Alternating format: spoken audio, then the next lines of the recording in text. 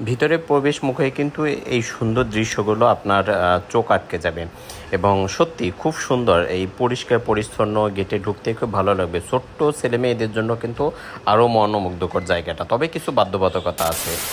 Hello everyone, কেমন আছেন সবাই? সুন্দরবন রিসোর্ট অ্যান্ড পিকনিক কর্নারে চলে আসছি। এই যে হচ্ছে প্রবেশ মুখ, একদম এই সামনে কিন্তু টিকিট কাউন্টার আছে পাশে, ওখান থেকে আপনাকে টিকিট কাটতে হবে জনপ্রতি 50 টাকা। আমরা দুটো টিকিট কেটে দুইজনে ঢুকেছিলাম। ভিতরে ঢুকেই এইরকমের একটা সুন্দর দৃশ্য আপনার কিন্তু চোখ আটকে যাবে। এবং বলে রাখি, এটা কিন্তু বাগেরহাটের বারাকপুরের মোড়ের উপরে যে পার্কটা Sundarban resort and picnic corner, সেইটা আমরা গিয়েছিলাম দুইজনে। যেদিন গিয়েছিলাম সেদিন হঠাৎ করে বৃষ্টি নেমেছিল। বৃষ্টির পরে আমরা কিন্তু সেখানে ঢুকেছিলাম। এবং একটা কথা বলে রাখি, এখানে পরিবেশ বা যে সুন্দর সাজানো গোছানো যে দৃশ্যগুলো, এগুলো চোখ আটকে যাবে আবার, এবং এগুলো আপনার অবশ্যই এখানে বারবার ফিরে যেতে মন চাইবে। কিন্তু কিছু বাধ্যবাধকতা থাকে, সেটাও ক্লিয়ার করি। আমরা যখন গিয়েছিলাম তখন ভিতর কিন্তু এমনি কোনো লোকজন ছিল না, যেহেতু ছিমছাম একদম শুনশান নীরবতা। এই সময় বৃষ্টির মধ্যে কিন্তু আসলে পার্কগুলোতে লোক সমাগম কম থাকে, কারণ বিভিন্ন সময় বিশেষ করে শীতকালে যখন এই পিকনিকের সময় থাকে, শিক্ষা সফরে বিভিন্ন স্কুল কলেজ সবাই কিন্তু এইসব বিভিন্ন জায়গায় কিন্তু তারা যায়। তবে আমরা যখন গিয়েছিলাম এর অফ সিজন, বর্তমানে আপনারা জানেন, তখন কিন্তু একদম লোকজন ছিল না বললেই চলে। পার্কের যে লোকজন তারা কিছু ছিল এবং বাইরের কয়েকজন কপতি ছিল। তবে আমরা গিয়েই কিন্তু একটু মানে মানে হতভম্ব হয়ে গিয়েছিলাম যে পার্কের মধ্যে যারা ঘুরতে আসছে তাদের অবস্থা দেখে। তো যাই হোক, সেগুলো মুখ দিয়ে নাই বললাম। আপনারা যারা 18+ আছেন তারা অবশ্যই বুঝে গিয়েছেন যে পার্কে যদি বাইরের লোকজন না থাকে, কপতিরা থাকে, কি হতে পারে।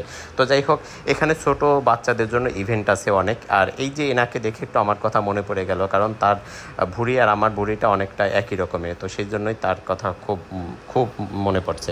তো যাই হোক, গোপালবাড়ের আছে। আর এখানে টাইটানিক দেখতে পাবেন আপনারা। টাইটানিকের পাশেই কিন্তু বিশাল এক হাঙর হা করে রয়েছে, আর তার পাশেই কিন্তু জলপরি, সুন্দর জলপরি মাথায় দিয়ে আপনাকে স্বাগত জানাবে পুকুরে। তবে এখানে নামা যাবে না, যেহেতু ব্যারিকেড দেওয়া আছে, দেখতেই পাচ্ছেন।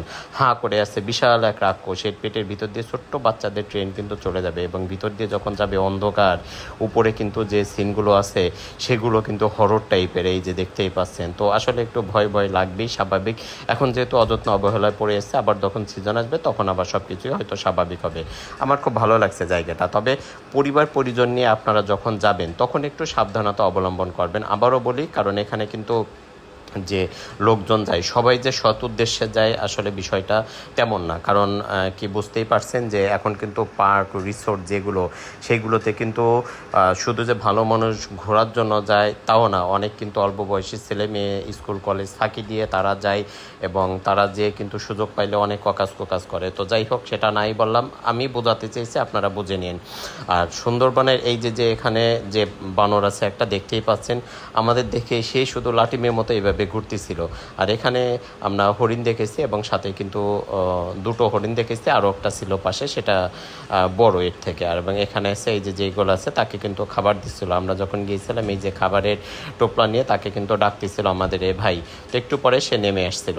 আর সুন্দরবনে এখানে একটা ফিল পাবেন, গোল পাতা পানি দেওয়া আছে ভিতরে। তো মোটামুটি জায়গাটা খুব ভালো লাগছিল এটা।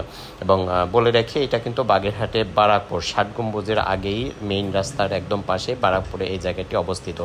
এবং ভিতরের দৃশ্যগুলো ছবি তোলার জন্য, ঘোরার জন্য ভালো। কিন্তু ওই যে ছোট ছোট ঘর আছে, তো ওখানে কপতিরা বসে থাকে, এরকমের অনেক ছোট ছোট ঘর আছে, গাছপালার আবডালে আছে। তো একটু সাবধানতা অবলম্বন করতে হবে, কারণ তাদের ডিস্টার্ব করা যাবে না।